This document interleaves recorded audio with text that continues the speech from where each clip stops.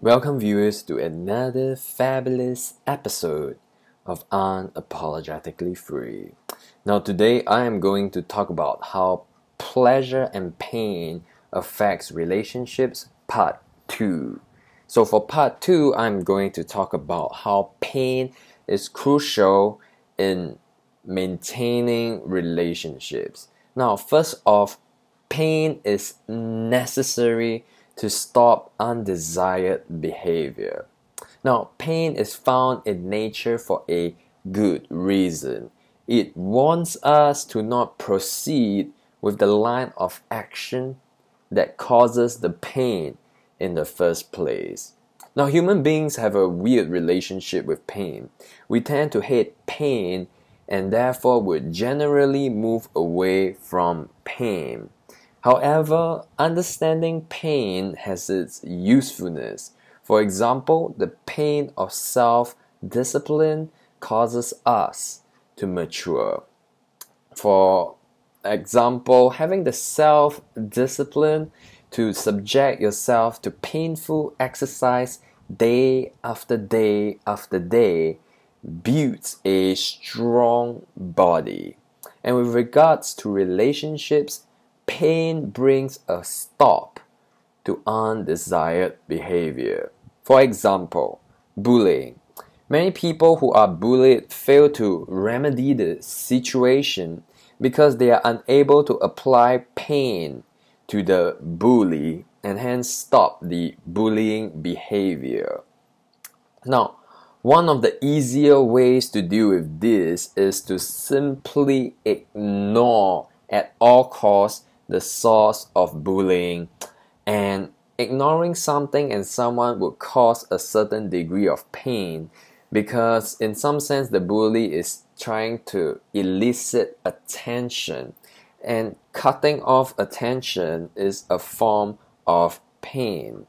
However, this may not always work, and that's why I have this story to share. Now, there was this story that I read on Humans of New York, where this man was recounting how, as a child growing up, he was bullied. And he met a neighbor who was a man's man, a really kind of masculine man.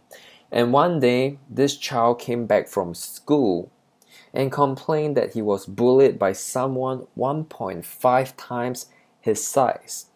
So this masculine neighbor dude simply counseled the boy and told him, make sure you let that bully know that you are not to be messed with.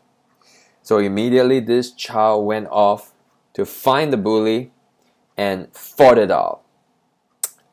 And from then on, the bully never ever tried laying a finger on this boy again. And the lesson is this: you have to apply pain and even punishment when people cross certain boundaries.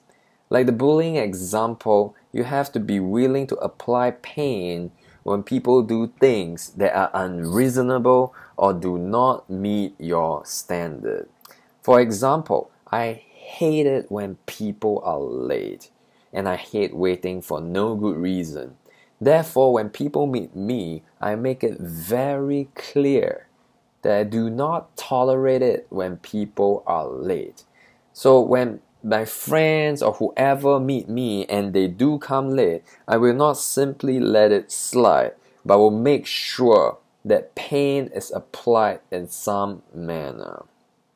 Now, I know people will be uncomfortable with this idea. Some of us will be extremely uncomfortable with this idea.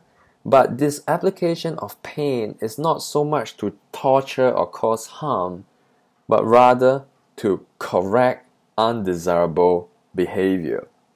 And once the undesirable behavior stops, for example, the person stops being late or stops being abusive in behavior, then the pain should also cease. It is inevitable that people will have clashes in expectations in relationships. So while as far as possible I would not want to apply pain to people, it is crucial to build in yourself a willingness to enforce the expectations you have so that you will not be a doormat that people constantly take advantage of over and over again and just toss you around, throw you around, and ignore whatever you say because you are not willing to stand up and make a stand when people cross your boundaries. Now, I hope you like this video.